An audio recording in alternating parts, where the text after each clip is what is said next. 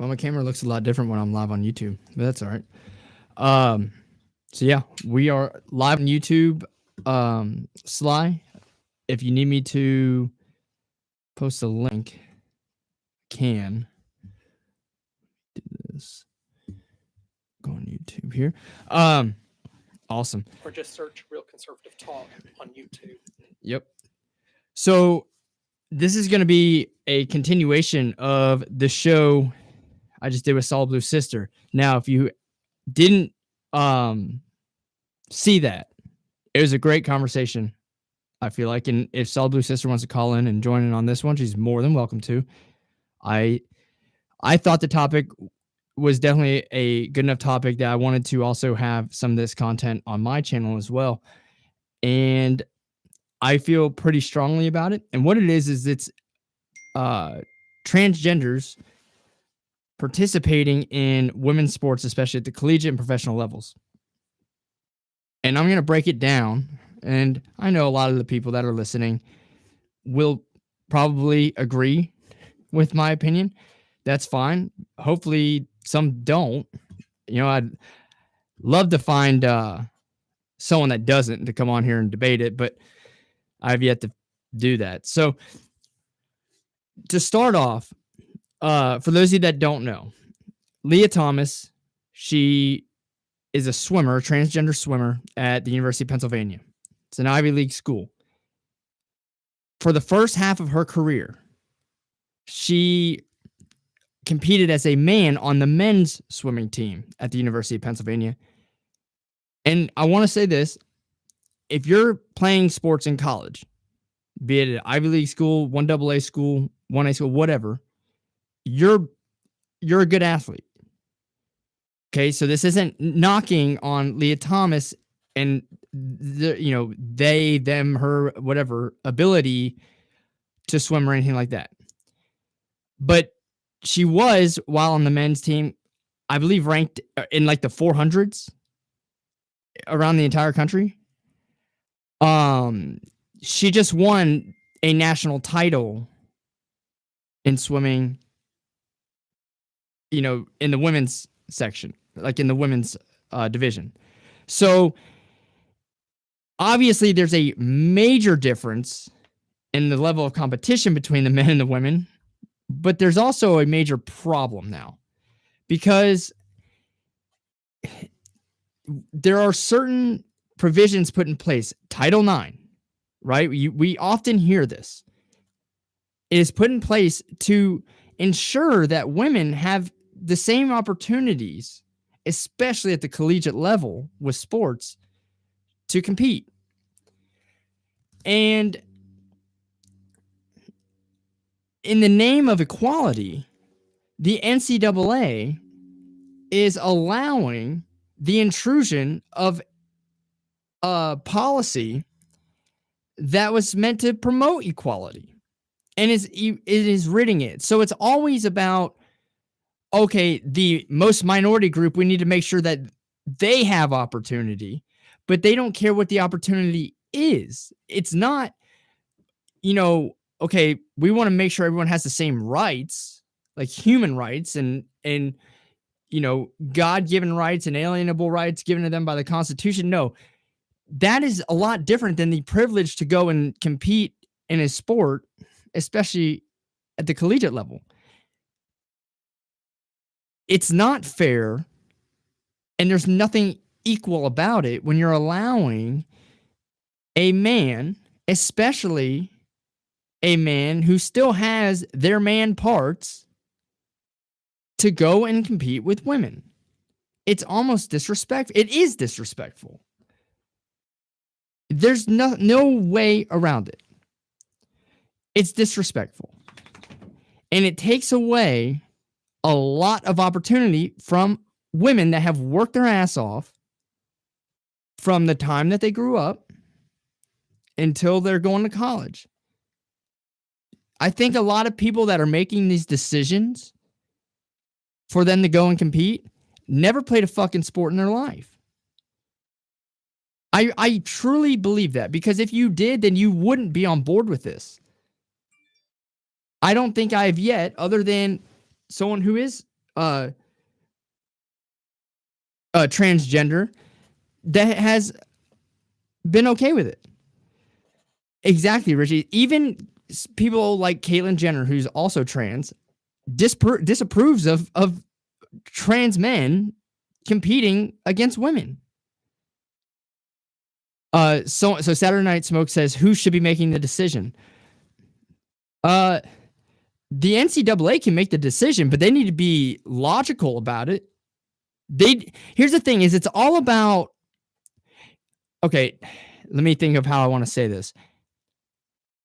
The NCAA, or the people that have made the decision to allow this, they're not going off of science. They're not going off of logic. They're going off of, we don't want to hurt anyone's feelings.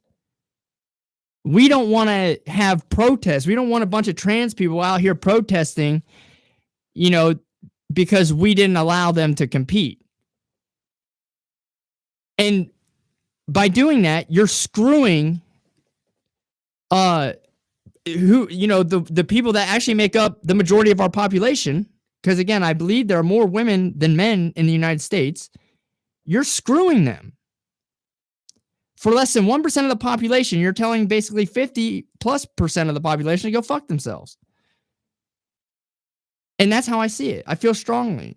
I'm going to speak a little more stronger about this on my own show than I did on Solid Blue Sister's show. Now, again, I got my point across, I think, in her show as well. But I'm really going to go into this because it is frustrating. I played Division I football. Okay? The only level higher is the NFL. I didn't play in the NFL. So I made, to the second highest level. I know the work it takes. I know the time that athletes put in, especially at the collegiate level. I know how competitive it is at the collegiate level, but I also know that it's about money and is a money-making business. And the coaches make decisions based on what is going to keep them from getting fired. A lot of these coaches make a lot of money. They do well. Not all of them, but a lot of them, especially when you talk about basketball and football. And, if it's all about winning and it's all about, getting a crowd, it's all about just being successful, the coach is going to act and try and use every available resource at their disposal to win. That means if there's a transgender athlete that the NCAA has just allowed to compete against women that they know is going to go out and dominate, they're going to give that person a scholarship and let them go compete because they're going to win. And for every scholarship a transgender has is one less scholarship that's given to a female athlete. There are not unlimited amounts of scholarships. There is literally a set amount for every sports team. Title IX makes sure that women get the same amount of scholarships that men do at a lot of these schools. In fact, a lot of times women's sports get more than the men's sports. Again, football does not count in this equation. Okay? It's that you take them out. They don't count. But for every man that converts over, it would free up a man's scholarship. You're right, but that's not the point. Men never had a problem, right? They didn't implement any legislation to make sure men had equal scholarship rights. That's what I'm getting at, Saturday Night Smoke. It's completely different. Men's sports have always been there. They've always been given scholarships out. Women had to go and actually fight for the equalness. Hey, make sure that you're giving women's sports the same opportunities as men's sports. Title IX has nothing to do with men. All right? That's the difference. Because men's sports never had this problem. You can free up scholarship for men all day. It's not a big deal. But when you're allowing men to go and take a scholarship from a woman, the woman has no chance to overcome that.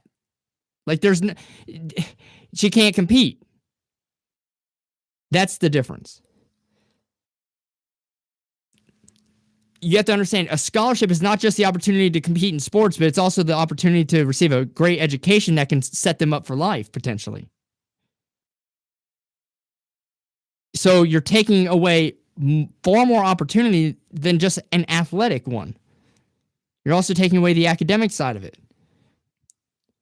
That's a $100,000+ tuition that you're costing a woman in order to please less than 1% of the population. What's up, Reckon? It's a serious problem, and I do have a serious issue with it. Again, going back to the statistics, I looked this up earlier. So, again, we all know who Florence Griffith Joyner is, FloJo. This is the fastest woman of all time.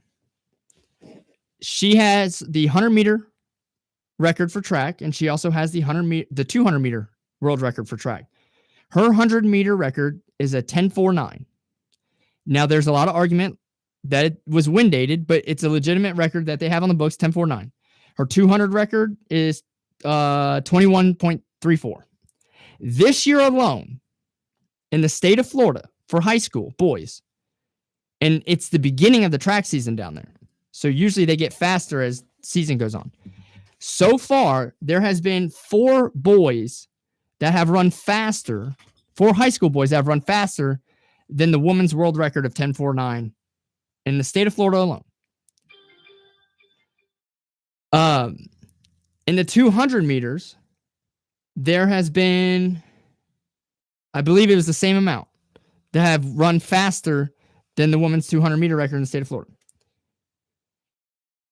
In 2021, for boys aged 15 to 16, so we're talking about freshmen and sophomores in high school, the fastest time was 10.51 seconds, and the fastest 200-meter time was actually faster than the women's world record time, and it was at 21.10. A 15 or 16-year-old man or boy in high school that's not even done developing ran faster than the women's 200-meter world record.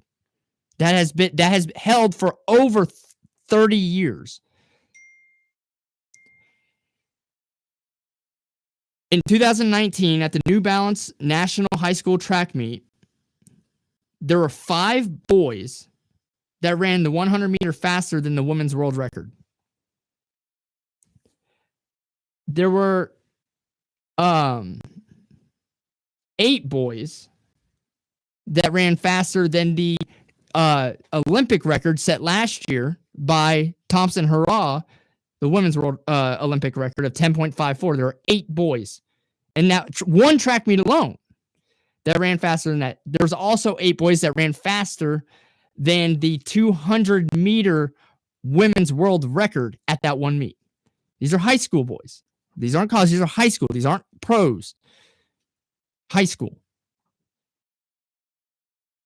Sha'Carri Richardson, at her peak, who was the fastest woman in the United States leading up into the Olympic trials. I think her time was like a 10.71, 10.72, something like that. I looked it up. There were, last year, over 800 high school boys had run faster than the fastest woman in the United States that at the time was favored to win the gold medal in the Olympics. 800 high school boys. A lot of them were sophomores and juniors, not even 18 years old yet. The numbers don't add up. It is not, the science isn't there yet. And I know Solid Blue is going to come back. The left, all right, because it's usually the left that seems to favor the idea of them having these opportunities, always talk to us about the science. Trust the science. Go off the science. You're ignoring the science. They said this all throughout COVID and all that stuff, but they don't want to fucking trust the science when the statistics are literally undeniable when it comes to trans athletes competing against women. I have yet to see an argument that shows otherwise. I've yet to see any data that shows otherwise. People say, okay, Laurel Hubbard, who was the Olympic powerlifter, who was a man, transitioned to a woman and competed in the Olympics, the first transgender to go and compete in the Olympics. They said, well, she didn't win the Olympics.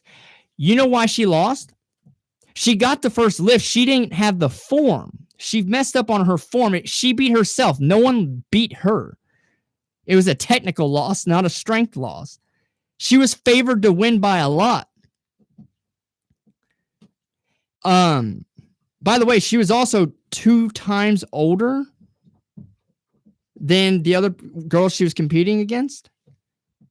If that just doesn't show you right there, there is not 45-year-old powerlifters competing in the Olympics that I know of.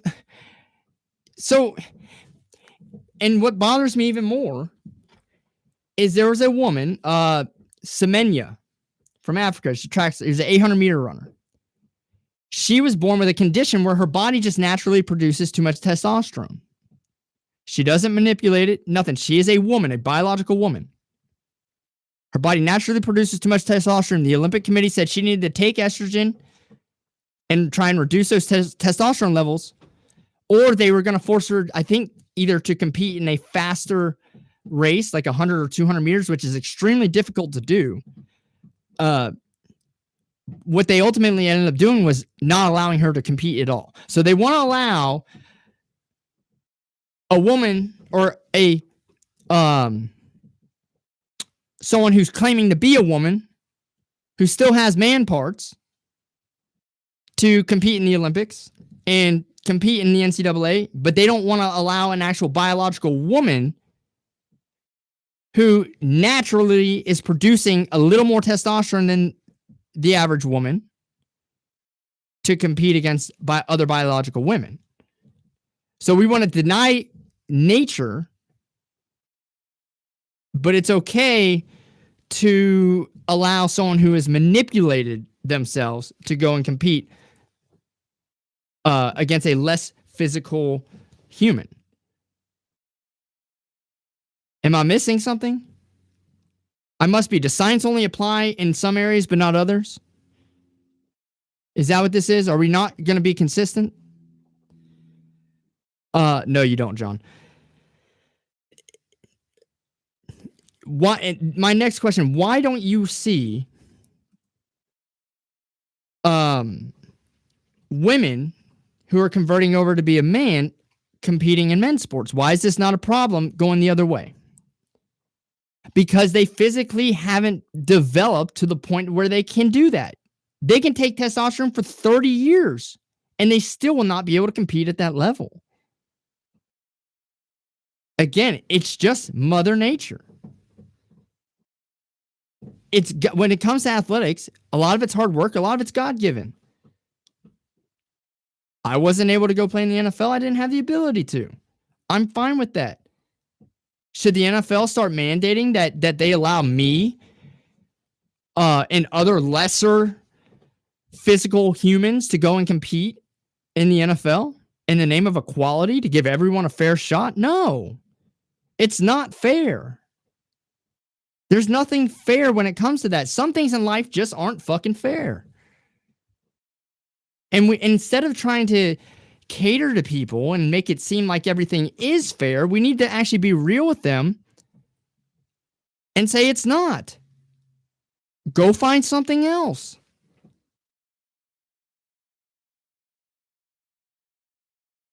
It's a simple solution. Give them their own division. We talked about this in Sol Blue's sister show. Just give them their own division.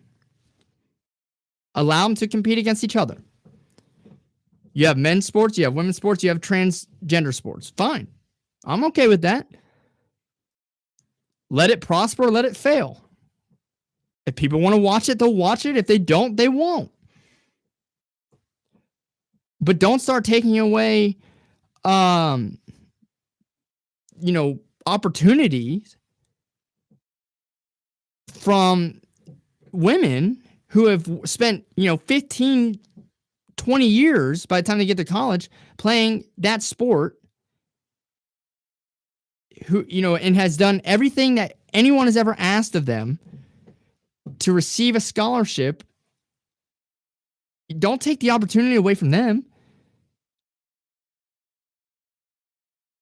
I mean, could you imagine if LeBron James, became LeBron James and fucking started putting up 500 points a game in the WNBA because he only took, 9 months of estrogen therapy? He's still 6'8", runs like a deer, and can do backflips while dunking. It wouldn't even be close to being fair. He made Brittany Griner look like a freaking slum. Come on. I'm not trying to joke about it, but it's really a big joke, and it's making a joke of women's sports. It's sad, too, because, again,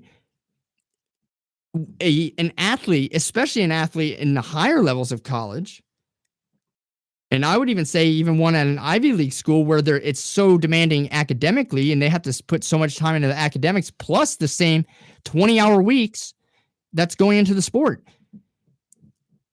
It's more than a full-time job being a collegiate athlete. It is far more than a full-time job. And, you know, there is a lot of hard work that goes into it no matter what sport you play. It's not just the football team that works hard. Those girls on the soccer team are out running 40 to 50 100-meter sprints a day. You know, they work out twice a day. Get up 5 a.m., work out, have practice at 3 o'clock after the classes. They're traveling 2 or 3 times a week to play games. And we're not talking about traveling to the next town. We're talking about flying 4 hours to go play a soccer game and come back that same night, only to get on a plane and go fly somewhere else to play another one. There's a lot that goes into this, and there's a lot of dedication, and you're basically saying, too bad, the man's better and we got the okay for him to come and compete. It's not fair. It's not equal. And it goes against the whole Title IX thing. So, you know, I see a huge problem with it. I have a huge problem with the NCAA making the ruling that they've made. And then I saw an article just after we got off of Solid Blue Sister show. Basically, the NCAA is going to double down on allowing them to fucking compete. They just got to show a little more documentation about their therapy and their levels. They got to show, like, they got to test once after 6 months and test later on in the year or something like that. Make sure their levels are good. Fuck their testosterone levels. It's by the time you're in college, it's already too late. You've already grown up as a man. You've already developed as a man. Leah Thomas is like 6'4", built like a freaking NFL receiver. Just got the hair grown out. Hell, Leah Thomas still has her nuts. And from what I hear, still dates women. So she walks like a man, talks like a man, fucks like a man. But the NCAA says it's a woman, you can swim with them. What kind of shit is that?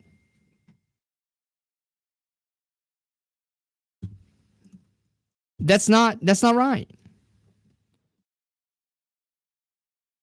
We need to draw the line at people's, at what's right, as opposed to making people feel happy. I think Raccoon has a good phrase he always uses for that. What is it? You know, my rights don't stop where your feelings start, or something like that. You know, basically, like, who cares? Rights are meant to be rights, regardless of what anyone thinks about it. Would we not agree there was a lot of racist white people in the South when they eliminated the Jim Crow laws? They didn't care about that, right? Why? Because it was the right thing to do. Because the rights of people and the equality of a group of people was far more important than how the fucking white people felt about it. This is no different. I don't care how 1% the transgender community feels about this. It's not fair. It's not right. It's not right. And I challenge anyone who thinks it is to come on here and tell me why it is. Because I have all the numbers in the world to show you it's not. By the way, we brought up the Fallon Fox thing. I believe Fallon Fox is a UFC fighter, though, not a wrestler. What's up, Saturday? Hey, Michael, how are you, man? I'm good. How you doing? I'm good. So I don't agree with you 100%. Probably not even 5%. That's okay. But so you got all the numbers. So how many transgender athletes, women, have scholarships in the NCAA? Well, the only one I know of that's competed is the Leah Thomas one, right? Now, I do know there's a few in high school that in track and stuff, but as far as the ones that I'm talking about is the Leah Thomas, right? Yeah. And now I will say she's at an Ivy League school, so she's probably on an academic scholarship, not an athletic scholarship. Yeah, but I was just going to mention that they don't have athletic scholarships at the University of Penn. No, I'm aware of that. But yeah, no, I'm sure you were. So, so when you say, oh, she's taking away a scholarship from someone who worked really hard, I'm not. But she's still taking away a spot. She's still taking away a spot on the team because you have roster limits too. Oh, absolutely, and so I guess it goes back to my first thing: is somebody's got to make the rules, right? And we don't all necessarily agree with all the rules all the time, but eventually things get sorted out the right way. So we may disagree with the rules today, but eventually they may change, and they may be more in liking to what should be happening. And I would say this, like, I don't know what your feelings are about like gay marriage, but should gay people be allowed to be married? So I think that gay people, and this is just my opinion, right? This is kind of a little bit different topic. Yeah. I've always thought the term marriage is between a man and a woman. Now, I do think that if you're gay and you want to have that relationship, they should get all the benefits that comes with being married, the partnership benefits, all of that stuff. They should not be limited or anything like that. I just think the term marriage is between man and a woman because marriage is it's supposed to be a religious thing, not a government thing, right? So that's kind of my feeling on it. But if you want to go and do that, that's fine. I'm fine with allowing them to have the same benefits. Let them, be the beneficiaries on the life insurance. Let them get the Social Security when they die if they've lived together and had that partnership and having an official partnership. I have no problem with that. Just the institution of marriage, to me, is just it's between a man and a woman. So just that term and the way what you call it is different. Right, but you would agree that the government has taken that term, and I don't know what the right word is, but they own it. They've now made it a mess. They've made it a mess. To your point about the benefits and stuff. So it's not just fair to say they should get the benefits, but I don't want them to be considered married because the government is involved in it. Yes. So it's similar in the respect about what you're talking about here is the NCAA is involved with it. You can say, and you can have the opinion, and I don't disagree that, there's something just kind of needs to be worked out. And I personally think the NCAA is trying to do the best that they can. I don't think that they're necessarily trying to appease the 1%. Because the NCAA is just like the Olympics and just like FIFA, all they care about is money. Yeah, that's true. Right. So if I guarantee you, if saying, hey, we're not going to allow any transgender people made them more money, that's what they, would do. Right. Well, so me being a part of the NCAA before, right? Like not being a part, not working for them, but working in that, underneath them, being held to their their restrictions and everything as an athlete, a former athlete. The NCAA does do certain things. And we actually saw this with the BLM stuff. They push a lot of the BLM stuff on schools too, and things that they did. So they do have an agenda. Now that was much larger population than the trans community, right? But they do have an agenda in the social justice ideology and all that. They do, because the NCAA is not a government institution. It's supposed to be a nonprofit, but it has some of the same ideals that our universities have, which we can obviously see that, it's pretty one-sided with their political views and societal views too. There is an agenda there. It's one-sided? What do you mean it's one-sided? Well, most of our universities are extremely liberal. Would you not say that? Most professors are and everything. I wouldn't say that. I think I don't think people in education necessarily consider themselves political, because I think you're looking at it from a political standpoint. Mm-hmm. I think, and I have some relatives who are professors, Mm-hmm. and I'm not talking about all of them people now. who are, yeah, no, Yeah. And so you're talking about, like, I say a majority, definitely a majority, and because it's I'm older than you, so I'm older than you. I'm 50, right? So Mm-hmm. I'm imagining you're, I don't know, you're 29, 30, yeah, perhaps. 29, yeah. So I'm older than you, so you're seeing kind of what's happening now. Mm-hmm. I'm taking my perspective to back when I was in college, and it was totally different, right? Yeah. And it's just like everything else, things change, right? Mm-hmm. So you're looking at the time capsule of today, where things are kind of more out there about the liberal thing or whatever. Yeah. I guarantee you, when I was going to the University of Texas in 1990, nobody was for gay marriage. Yeah. They, as a Hispanic person myself, it was, I certainly didn't feel I was looked at the same as some of the white students that were in my engineering classes. I think that they had certain advantages that I didn't have, and I'm not saying that was. I'm just saying that's how it was. I'm not saying that's right or wrong or indifferent or whatever. I'm just saying that's my experience. And I can tell you that I've gone to talk to those professors back when I was in college, and I would venture to say I'm not sure I ran across a liberal professor. Mm-hmm. I was blessed when I was at MTSU. Now I still live right off campus, right, and I'm there all the time. My brother plays football there now, so I kind of have a good idea on what the campus is like now. What I'll say is there's even a major difference in the progressiveness of when I graduated to now, a substantial difference. And I graduated in 2015. This has been a developing trend recently, because a lot of the stuff that, like, my brother Kyle, when he comes home and says they got to do, some of the stuff that they're doing in his business classes, as far as like racial training, like on what to say, what not to say, never, ever, ever, ever was brought up in mine, right? I was also blessed. I have an economics degree that most of my economics teachers did a great job in being neutral and just explaining things.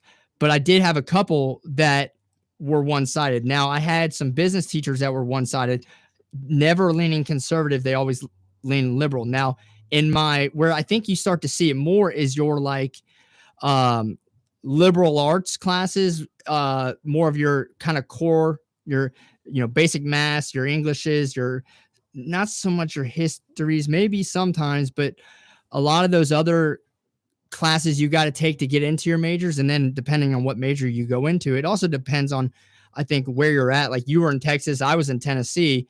We're still in the South, right? You go up north, you go just anywhere else. Hold on. Yeah, no, I got you. Raccoon popped in. Raccoon, hello. Yeah. One of the things I would like to point out about it, what's been going on for the last 6 years, it's all to help destroy the rights of people. You have a few people who demand that they're treated differently because of what they address themselves as. And I don't say identify, I say address themselves as. Okay. And if you don't go along with their little thing, in some places you can be arrested as a hate crime. Now, like he said earlier, my rights don't end where your feelings begin. No person on this country's land should have to worry about that. But we are forced to abide by a few people who can't make it any other way but to transition into women's sports or women's study by saying they're transsexual or whatever the heck it is they call themselves. Then they go into daggone bathrooms and rape kids and they get off easy. Okay? This is the downgrade America, the downgrade our Constitution. Everybody is supposed to have equal rights, but there's a few people running around of all different kinds who demand everybody bow down to their every whim and wish and identification and whatever else, religions, and it ain't supposed to be that way. We all have an ability to take care of this crap, but we have to sit there and cower down to a few, and they call it democracy. We're a republic, people. Now, I want to say this: everyone should have equal rights, right? And something that came up on the last Unsolved with Sister show when it came to the rights was, well, wouldn't equal rights also mean that a transgender has an equal opportunity to compete in the sport where they are competitive in? No. Equal rights. It was Chill Will. I don't know if you guys have seen him in the show, but if you've been a Solid Blue Sister show, he's in there quite a bit. He said that he thought that they would argue if this came up and they were arguing on whether or not, to allow transgenders to compete or not, that they would bring up Jim Crow and how making transgenders have their own event would be Jim Crowish because it's separating and segregating them. But it's not, right? Because like I said there, a black man and a white man are just as competitive with each other. There's no difference. It's just the only difference is the color of their skin. Same thing with the black man or a black woman and a white woman or a Spanish woman, right? There's no difference there other than the color of their skin. But when you start talking about we segregate men and women from competing, right? Because there's a true physical difference, just like there is with transgenders. It's not the same. So there's, there were a few arguments that could have been brought up to be made against this, but it just doesn't seem logical to me. Saturday, did you have something to say?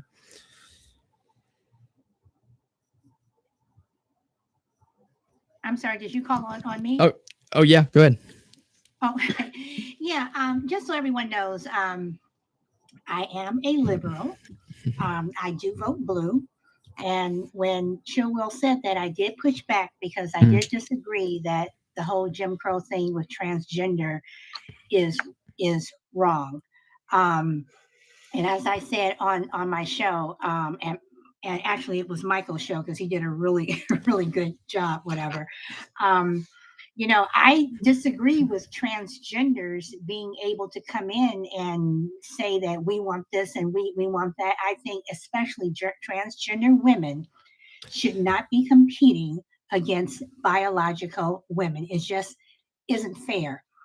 And the only thing I can keep going back to is Fallon Fox, that when you crack another woman's skull and cause her other things, and you just do other things to her that normally would not happen when you're wrestling another woman, there's an issue. And I think that transgender women, mainly women, should compete against themselves. Period. Well, I want to say this though, Exactly. and I want to clarify this though. So when you get into a sport like what Fallon Fox is in, it's considered a combat sport, right? Like they're fighting, and there is the risk always that someone can get hurt or die. But what Solid Blue Sister is correct about is that risk is magnified, tenfold when you have that physical difference. By the way, if you've seen a picture of Fallon Fox, she doesn't look like a normal woman. She is freaking roped up, and we have to draw the line somewhere. Wait, right? Michael, can I also point out that Fallon Fox is also the one who has been accused by other women of going into the women's locker room and staring at them while they shower. Yeah. There's the problem. Mm-hmm. There's a huge problem. Are you a man or are you a woman? I'm not even saying you are a gay man. I mean a gay woman. I mean, you are you are like a stalking man looking at women. I mean, come on. Mm-hmm. Hey, a predator. Michael, you've been in lots of locker rooms. Yep. Have there been guys who have just stared at other guys while they're taking showers? You know, it's always been a place where you mess around, you know, but the difference is, so we only had one guy I know of that was gay. Okay. He wasn't openly gay, by the way. In football, that's still kind of a what's the word I'm thinking of? A Taboo. Yeah, it's like a taboo still in football, right? Even though you've had a few people come out, but there's only one openly gay player, I think, playing the NFL right now. But everyone kind of knew he was gay, but he never said it. He came out afterwards, you know, but he never went and did any of that or did anything to make it like, you know, anyone uncomfortable. Here's the other thing. He was also the kicker, and he was one of the smallest guys in the locker room.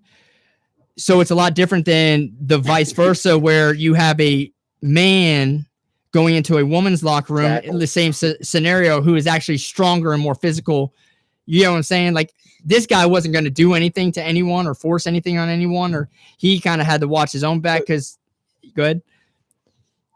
Michael, it's kind of like if he was a tackle, then it would be a different thing. You know, he might boast himself a little bit more, but yeah, something a lot of people don't realize is if a person considers themselves transgender, they should be chemically castrated or have their junk removed and new junk put in place to be a woman. Okay. Mm-hmm. But on the other hand, the people who scream about wanting to be equal to men also are the women who actually want to be known for their mother figure of let my kid play, she's just as good as a boy is, or let my daughter play because she's just as good as a regular adult her size. And a lot of these people are just sitting there playing along and not wanting to get involved in it wholeheartedly. They want to sit there like this swimmer. Mm-hmm. If he was staring at my daughter and I found out about it, I would be seeing him in the parking lot and he would be staying there the rest of his life, however long that might be, because Hey, Michael. he's parading himself around as a man. Yeah. And that should not be tolerated at all. Well, he's not. I'm going to come back to that. I want John wanted to say something. Then Saturday was in the middle of saying something. But go ahead, John. Yeah, I was just going to say, you know, we all know that the right answer is that it's not a level playing field, and that there needs to be, if they want to compete, you know, some type of trans competition. The issue is that everyone knows that there would never be enough people to have any kind of competition with, because the trans population is such a small infantile part of the population that there would never be enough people to actually compete in competitive sports with a, you know, transgender female swimming team. So that's the dilemma, I think, that the NCAA is trying to come up with. And yes, you know, they set the rules, but it is not a level playing field. And that's where they are, you know, doing a disservice to real biological women who, like you said, have trained all their lives. And, you know, I got into a huge discussion with someone on Facebook about this, where they were saying, oh, Leah was taken, you know, she went beyond the 1 year of testosterone or the hormone blockers that the NCAA required. And it, you know, made her less strong and all this stuff.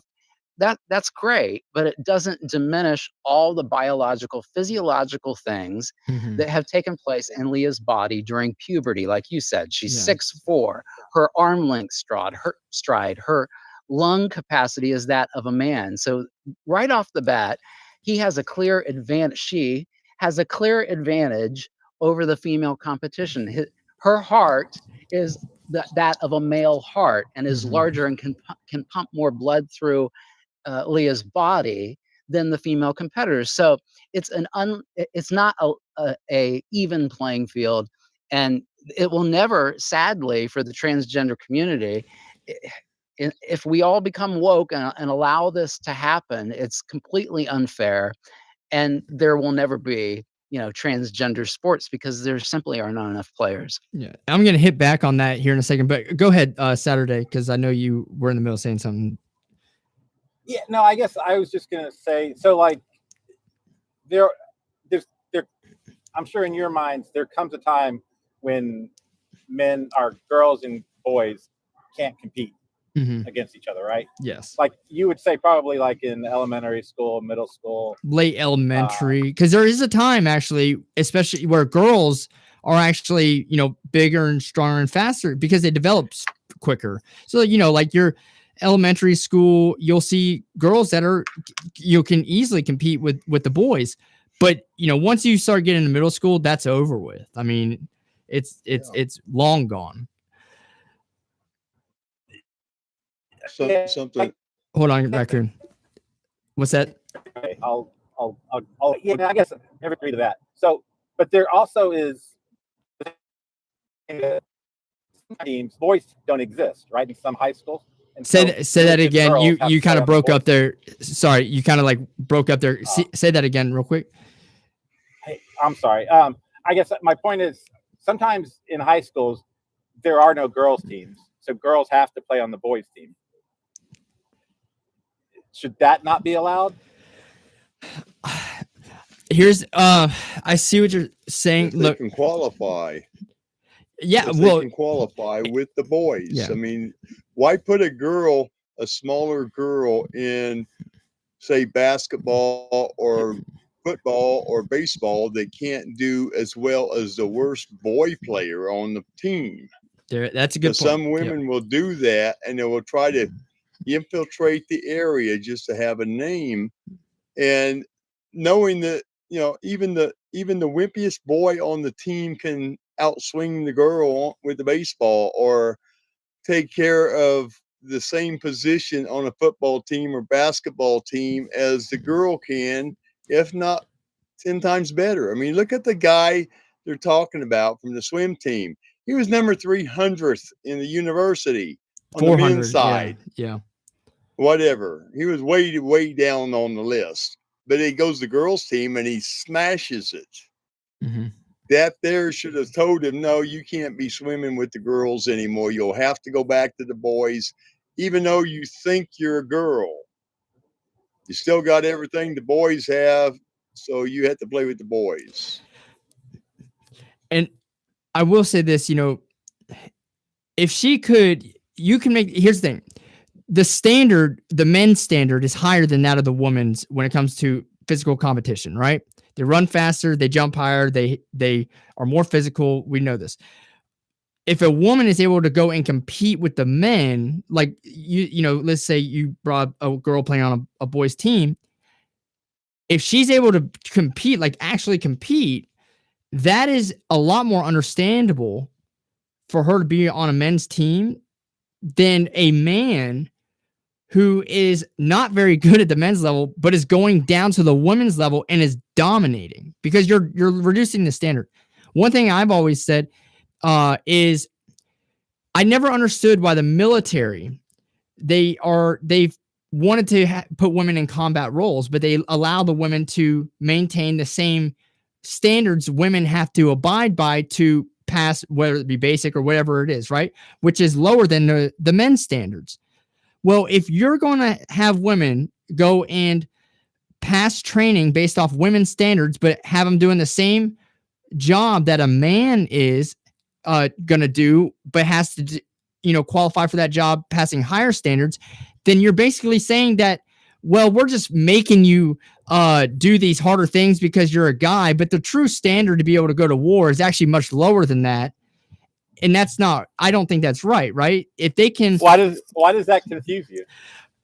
Because, okay, if we're going to send someone to war, let's say, and I know Raccoon is a veteran, maybe he can back me up on this, but if you're going to send someone to war, to combat, you're making them pass certain standards. Like if it's a man, they're making they got to pass certain standards. What you're basically saying is these are the minimum physical requirements and mental requirements it takes to be able to go and be successful in combat.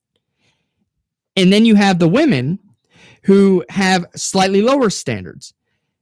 And they're trying, and if you're going to put that woman in the same combat role as the man, then why aren't you making them abide by what you have suggested are the minimum standards? Why are you allowing them to get by with even less?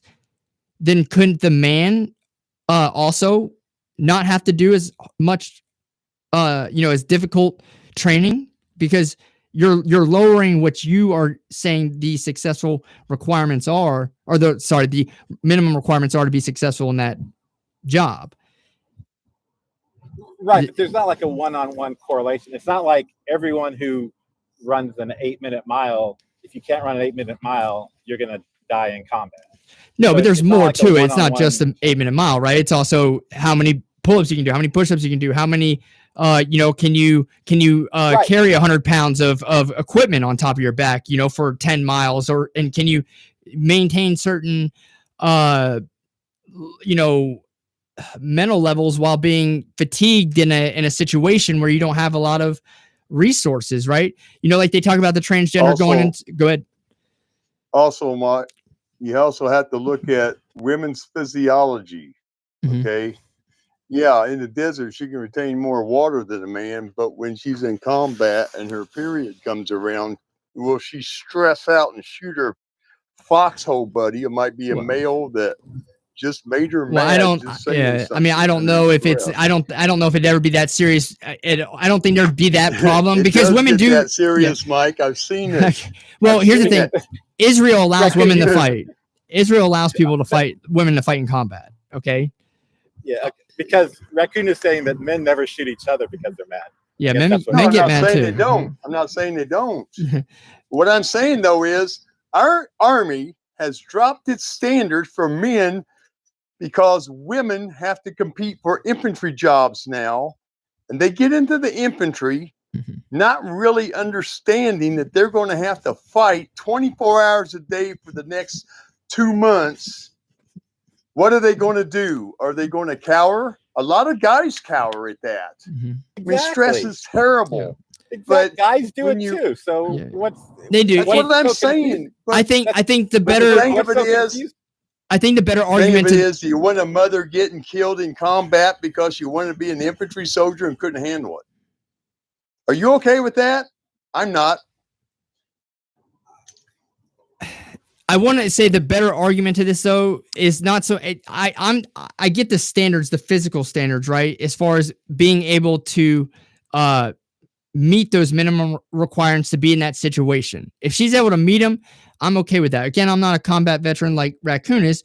I'm just telling you the way I see it. But now when it comes to like the transgenders in the military, you understand they are on hormone treatment, consistently on treatment and medications to keep them mentally level and physically level, right? Now you're putting someone out there that has a need for certain treatments that they may not have access to on the front lines. And now you're actually taking away the readiness of our combat, of our, our. Go To ahead. your knowledge, is that the only situation that arises? Women who are transgender? Well, that's my Do you thought on it. And the reason, no, it's not the only situation, but the reason I had that argument is let's take someone like myself, right?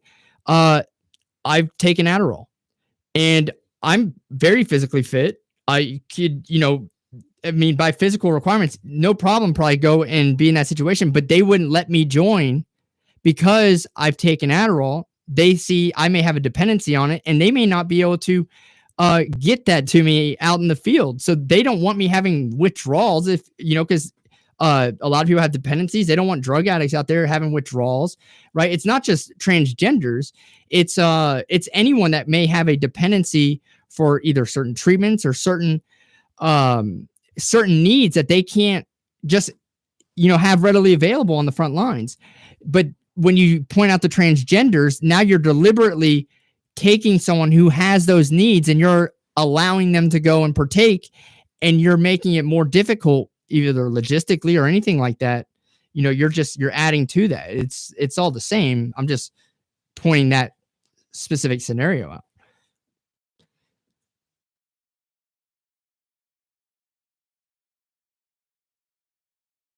Were you gonna say something, Saturday? No. I just think I think somebody said it's really not that big of a deal. There's a lot of discussion about it. Mm-hmm. There was discussion about it before the University of Penn swimmer won the thing, but it just seems to have amped up because now you actually have a history, or you have something to point to, right? Before it was all theoretical. Yeah. Well, she won a title, right? She's a champion now. Yeah. But I guess just real quick, I mean, so she was ranked whatever 300, 400. I heard a bunch of different numbers, but I guarantee you, there's the number 2 swimmer or whatever is probably better than the 600th or 700th male swimmer, right? Just looking at numbers. I mean, I don't know. I don't know what I don't know what the times are. But I used to run track, so I keep up with track stuff, and I showed the numbers on that, right, and the statistics on that. There were over 800 high school boys in track that ran faster than the fastest woman in the United States. Well, do you know what the world's record for the 100-meter dash was in like 1920? Well, it gets faster, but the world record time now is 10:49. The men's 100-meter record back in 1920 was faster than that. In 19 No, it wasn't. What was it? What was it in 1920? It was 10.6. Was it? So it may have been, but then 10 years afterwards, what's his name? The black guy that went over to Germany crushed that. Right, Jesse Owens. Yeah, Jesse Owens. Yeah. So eventually it does get. But it's all relative with the time and training, right? Because women's 100-meter times were far slower than as well. It's not right. I would argue that the women's record has probably gone down more than the men's record, and it's because of opportunity and other things. So. But the men and the women's record's still almost a second apart in the 100 meters. And it's more than a second apart in the 200 meters. It's like 2 or 3 seconds. So it is a substantial gap. Now, I will say this. Especially with track, when you go farther in distance, okay, the times between the men and the women actually narrow for the events. So like if you look at the marathon, the times for the women and the times for the men, if you take it as like a percentage difference, are actually far tighter than they would be like if you took the difference between the 100-meter records. For ultra marathons, you have women like Courtney DeWalter, who's a complete badass and actually wins those races against men. And they'll still have men and women winners, but she'll actually win those races. So there are certain events there where women can compete. Especially the longer ones. How can you explain that physically based on everything that you said? So, from what I've read on this, have you ever ran?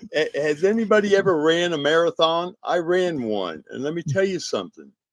Unless you prepare for it completely by practicing an awful lot, your chances of even finishing halfway through it is very, very low for most everybody that goes there. Well, we're talking about world-class athletes, though, right? End up walking through it. We're talking about world-class athletes, so like ones that actually. I'm talking about world-class athletes, but they're out there pumping away as fast as they can to win.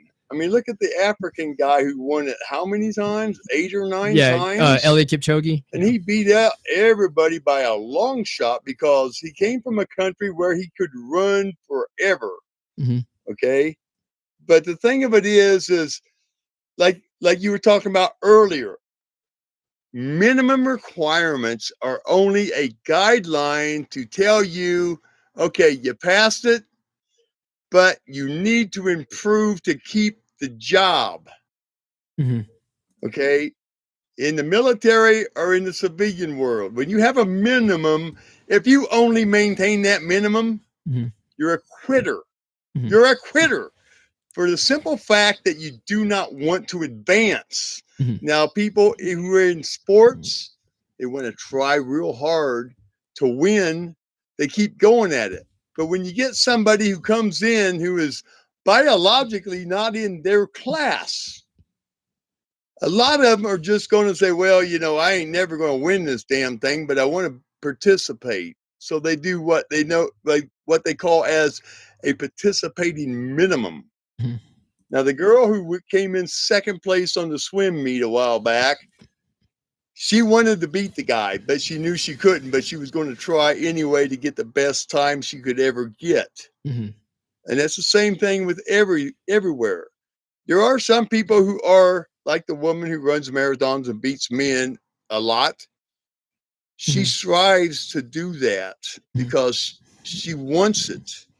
A lot of people don't really want it deep down in their head to pass and demand a finish that they can stand with. They want to just go in and compete and say, yeah, I was there 50 years from now.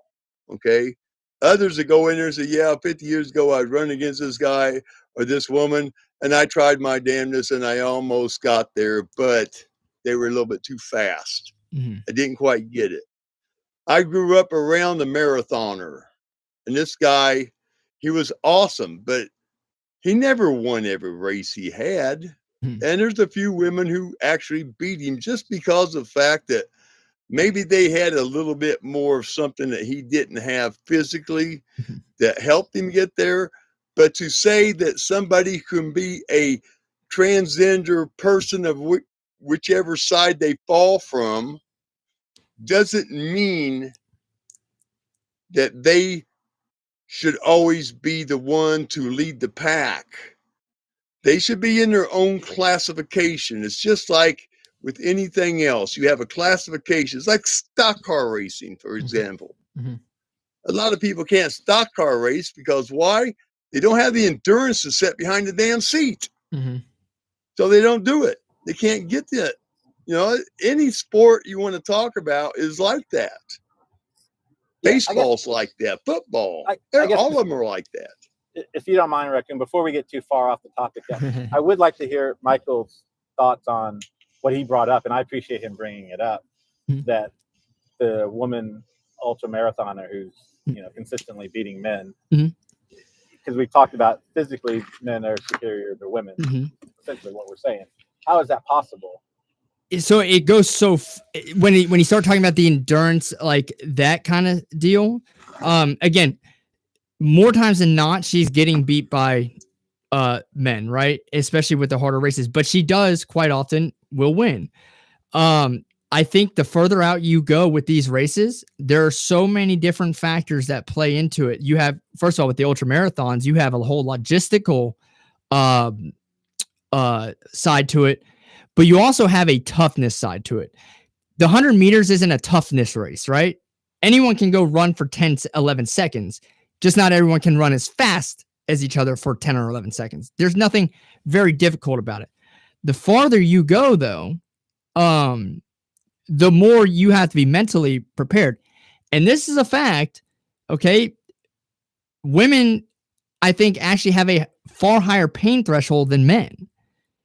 So some of that toughness deal where maybe they can push through certain things in these longer races, that actually provides a benefit, because they may not be cranking out the 5-minute miles, but they may be able to do a little bit slower, like a 7-minute mile, or, the ultras, they're running like, 10, 11, 12-minute miles, and they can just keep that going, where some men may try and just pump it out and go fast, but then they just say they're not tough enough to finish, or there's a lot of injuries that play into it too, where people don't finish that were ahead of them. There's so many factors when you talk about the ultra marathons, but the marathons, look, women still aren't competitive in the marathon with men. And I'm not talking about just everyone running marathons. I'm talking about the ones that are doing the Olympics, that are actually competing and trying to make livings, the ones that are the front group at the Boston marathons, the Olympics, all those. Yeah, your professionals that's what they do. The women aren't competitive with the men still. There's still a gap, but the gap does tighten as far as relative time difference. Because you understand a 1 second difference in the 100 meters is, I mean, that's just it's substantial. That's a long way. But then, a 20-minute difference. I don't know I can't remember. I know Eliud Kipchoge obviously broke the 2-hour mark in the marathon, but he did it it was kind of set up for him to do that. But he still ran like a 2:01 marathon. He still holds the world record in the marathon. I think the women's is maybe 2:20, maybe just under 2:20. So there's still a 20-minute difference there. I don't think you'll qualify for the men's Olympics running a 2:20 marathon. You'll have every man, I believe, in the Olympics has beaten the women's world record for the marathon to qualify for the Olympics. I may be wrong on that, but if I'm wrong, it's very close. It's not far off because it is very hard to qualify. Good. Something a lot of people don't realize, and especially with ultra marathoners and just marathoners in general, how you finish is also about what you're eating. And a lot of your professionals and guys and gals who do a lot of it, they adjust their diet for the starches they need to finish as sugars while they're depleting their body rapidly of all the nutrition. Okay. A friend of mine who is a professional, he said, I bone up on at least a half a pound of starches, mainly in pastas, because they last longer in his body. And the next day he'll run a daggone marathon like crazy, and he's a damn good runner. And he has a diet down, and he has the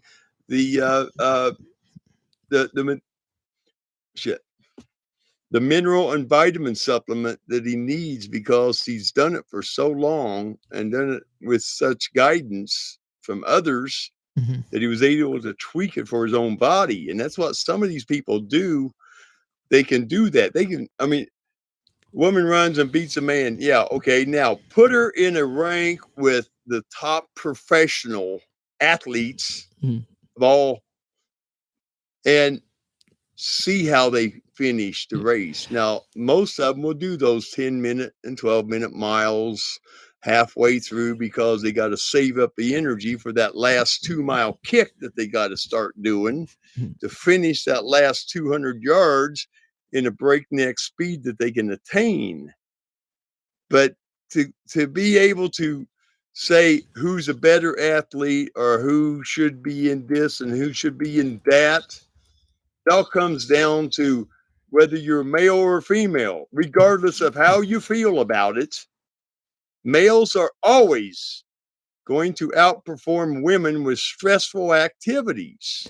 But you do have those certain people who manage to come out of nowhere to beat the males or to beat whoever they're running against. Yeah, and I want to say this when it comes to the ultra marathon aspect, right? A lot of the ultra marathon races, and I think Saturday dropped off, I wanted them to hear this, but a lot of the ultra marathon races are done in altitude through mountains, right? A lot of those courses. Courtney DeWalter isn't actually, as far as I know, she's not winning the races that they'll go and these crazy ultra marathoners will do around a track. Well, they'll just how many laps they can get in around a flat track in a day or 24 hours, right? Or some of them will just go till they drop. She's not winning those races, but she is winning the ones that you're going through the mountains with altitude and stuff. A lot of that has to do with her being acclimated to that, because that's a whole nother, there's so many variables when you go out in distance, right? And you go longer. The farther out you go, especially when it comes to running, because running is natural for all humans, that's where the gap between man and woman starts to narrow. But when you go closer distances and you start putting in fast twitch muscle fibers and you start putting in strength into it, strength. That's the difference. Because like there's women out there that are far more mentally tough than men, right? There's women out there that can have a far higher pain threshold and are tougher than men, but they just may not be able to. They're not as strong, though, right? They're not as fast, and that's the difference. That's why you do see that, I believe. But just going back to, with Leah Thomas and all that, you can't. It's very hypocritical. And John Gale, I don't know if John's still in here, but he brought up about how the NCAA may feel strapped because there may not be enough, people, transgender people, to start their own event. He's probably right, because the majority of these transgender people are actually making that transition, but during that college age or older. They're not doing it when they're real young. So you don't have a market for the younger people, to have a transgender classification. So it would only start in college.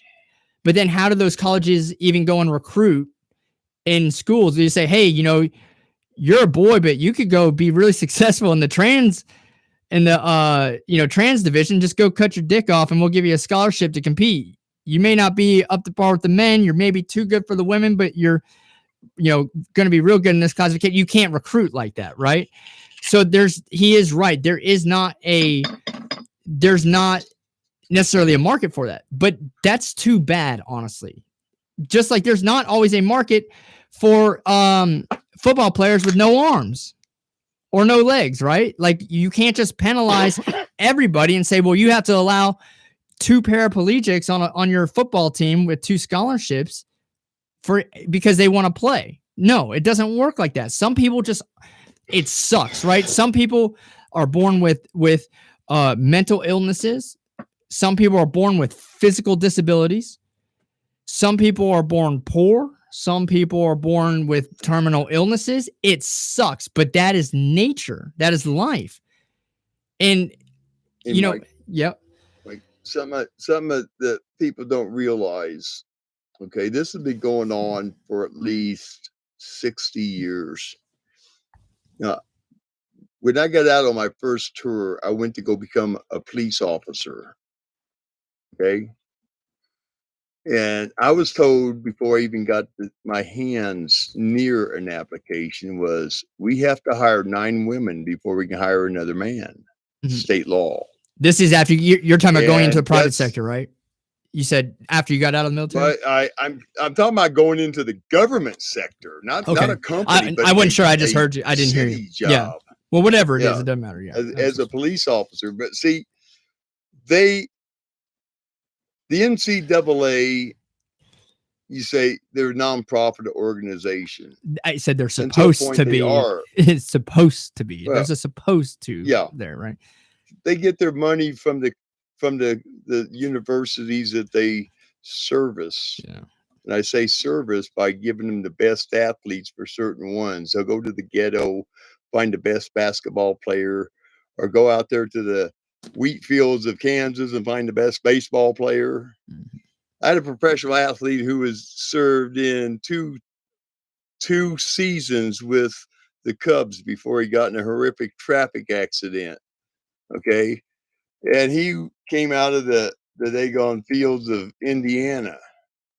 And he was a good baseball player. The only problem was his batting average wasn't up very good, but he was an excellent first baseman. Mm-hmm. And then he became a pitcher. And then for some weird reason, somebody else from the same daggone, we'll call it organization, the same team, ran head on into him at 69 miles an hour back in the 60s. Serious, maybe, I don't know. But we got enough of that last night. They hunt for these people, and they say, "Hey, we'll get you a car, we'll get you a place off the campus, we'll do this, we'll do that." But you can't be a professional by going on commercials and stuff. But we'll give you a lot of stuff if you're a good player. I mean, we have kids right now on both sides of the fence that are sitting there saying, I'm going to be a basketball player when I get out of school. And they've been pressured into this crap by the TV set. Mm-hmm. You got to be like LeBron James. You got to be the new Mickey Mantle, or you got to be whoever the football players are, Mm-hmm. the next up and coming. You got the height, you got the strength, you got the shooting ability, whatever. But they never make it because their dreams get dashed down because they can't go into college and be picked by a team. From a college, he gets a lot of draftees going into the teams. You know, a lot of this crap, we have to look past the narratives that they're throwing at us and say, why is it like this? It's for a freaking agenda to destroy the abilities of people to make them into something they're not. Mm-hmm. And I know a lot of basketball players that couldn't even change a tire before they became a damn all-star player. Mm-hmm. You know, I mean, people are bred out of everything to be put into an entertainment field, such as, you know, the big numbers, Mm-hmm. football, baseball, basketball, hockey, entertainment, music, whatever. And they're promised the world to do this stuff. And then all of a sudden you never hear about them again, or they're one-hit wonders, or they crashed and became a B actor, or they never made it to the playing field. They're a bench warmer.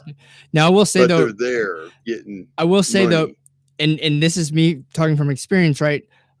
A lot of that, because you are right. You know, they boast these kids up, right? And recruit them because they are good. And sometimes they come in there and they don't even play because they're also, here's the thing. Colleges every year, like if you get recruited, let's say you're an all-state receiver, you go to the University of Alabama. Great. The next year, they're trying to find someone better anyway, right? They're always looking to find someone better and replace you. Everyone's replaceable. But a lot of that responsibility, though, Raccoon, does fall on the player itself, right? And needing to understand, look, you're getting an opportunity to go and get your school paid for. And you need to take advantage of that because not everyone, statistically speaking, goes to the NFL. In fact, the odds are you will never see the NFL. You need to go and focus on the opportunity that the university is providing you. You play football, you give it all you got in football. If you make it, great, but you need to focus on getting the education and leveraging the education that they're going to give you too. So it does fall. And I will say this, a lot of schools, because I've seen this happen, do take advantage of the athletes where, hey, you can't major in business. You know, we don't know. You need to remain eligible.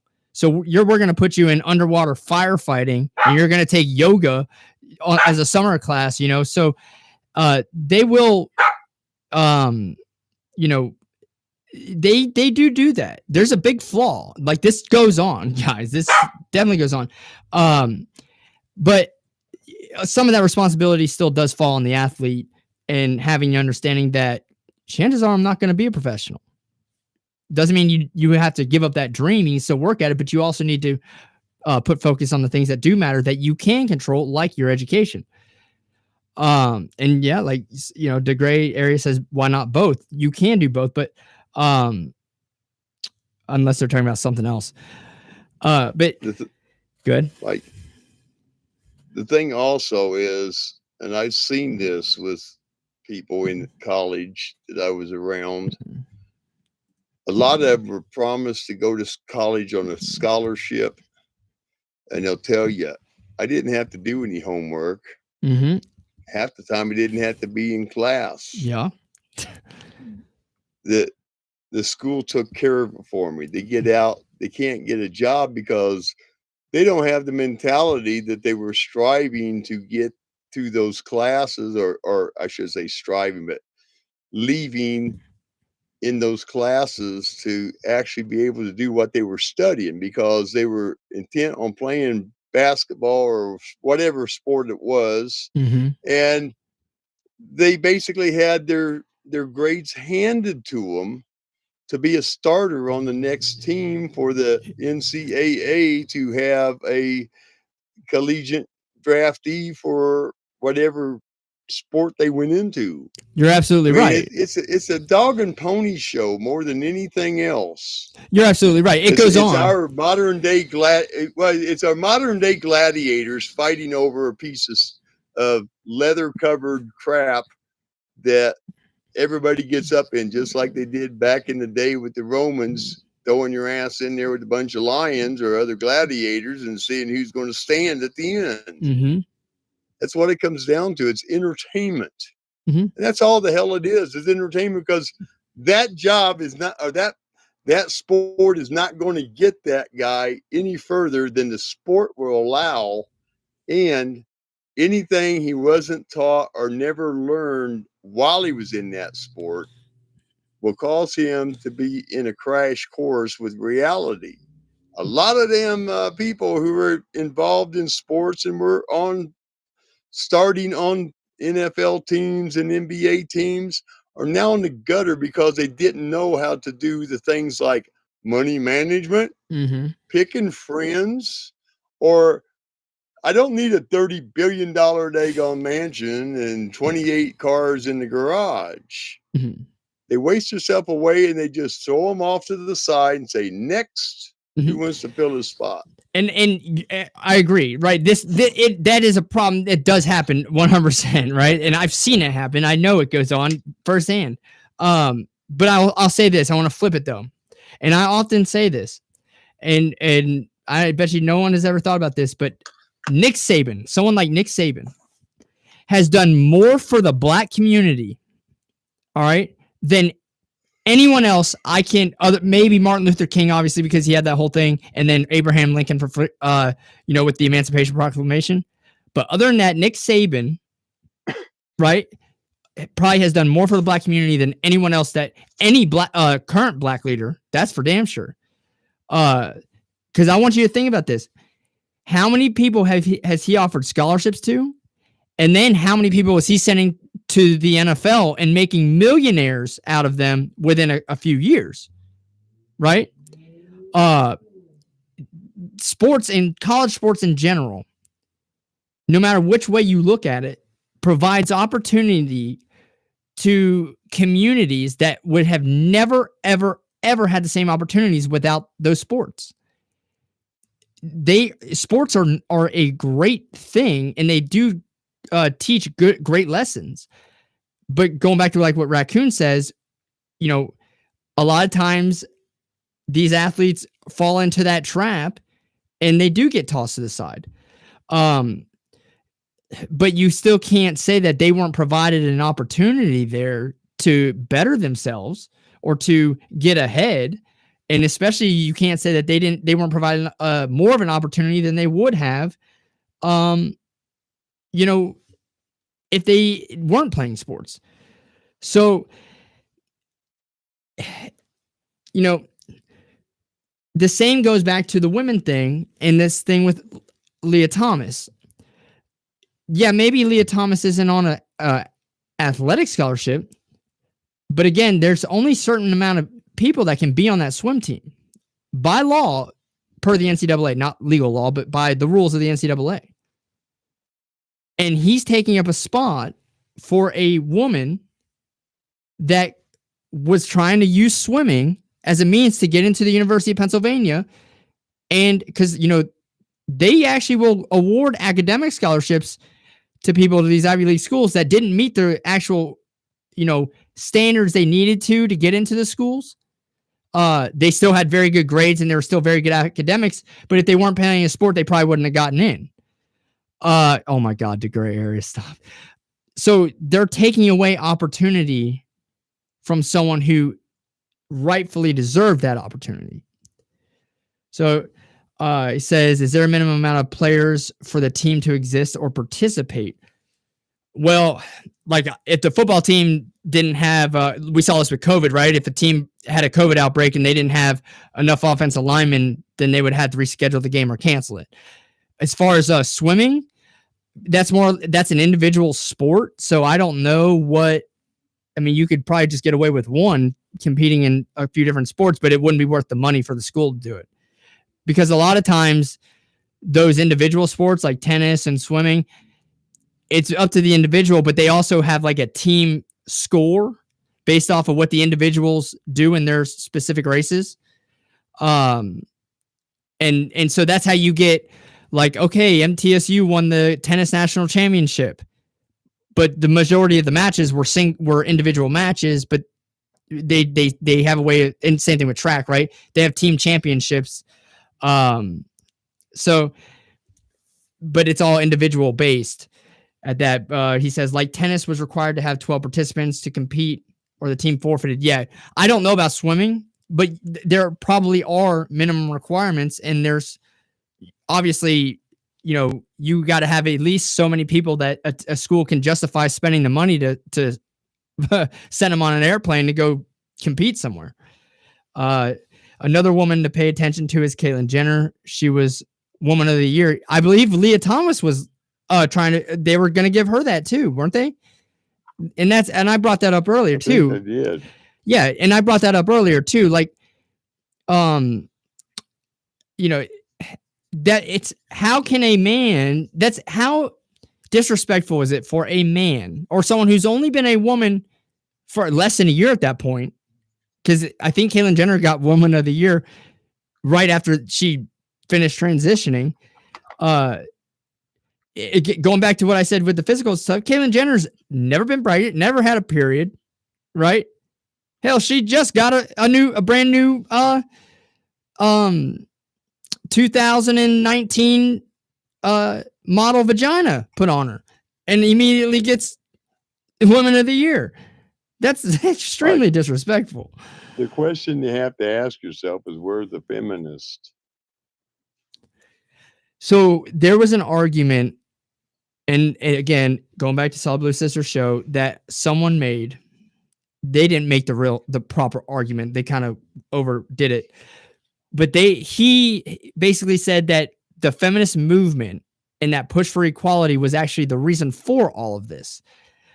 I would say that the real feminists aren't the ones that were actually pushing for this. I think the real feminists kind of phased out long ago, and what you're seeing now aren't feminists. They're just self-proclaimed feminists, but they're really just these social justice people that have never played a sport, so they're not actual feminists, right? The true feminist, I don't think they would ever be okay with this. How could you?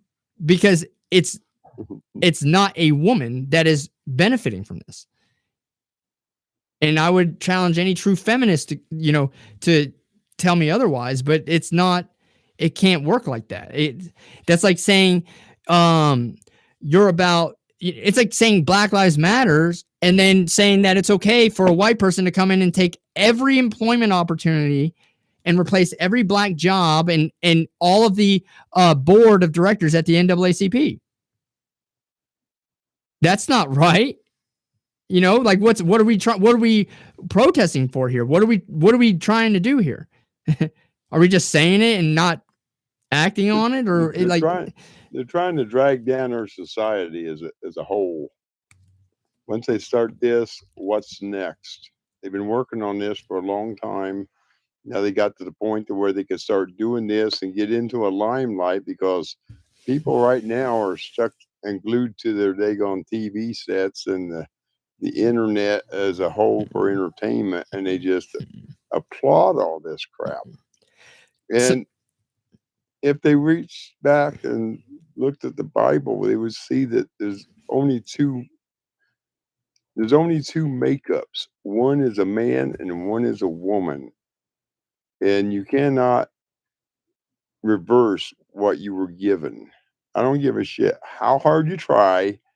You can have, it's like I've said before, you can put all the Bondo you want on a Volkswagen and make it look like a Cadillac, but you still got stuck with a shitty Volkswagen. I said this last night to Jester when he was on TikTok. I said, hey, on a positive note, if the apocalypse happens, at least it'll clear up the whole gender thing. Everyone will revert back to what their God-given gender was very quickly. It'll also clean up the gene pool too.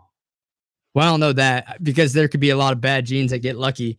Give me 1 second, Raccoon. I'm going to end the live stream on YouTube. Go subscribe to the YouTube channel. I'll probably start doing more lives on YouTube. I've been doing them on Facebook, but I appreciate Sly Dog if he's still in here for sharing the show. And I appreciate it. Remember, go subscribe, share the show. We're trying to grow the channel, and we'll be back on probably tomorrow sometime, maybe, or Saturday. But thank you guys.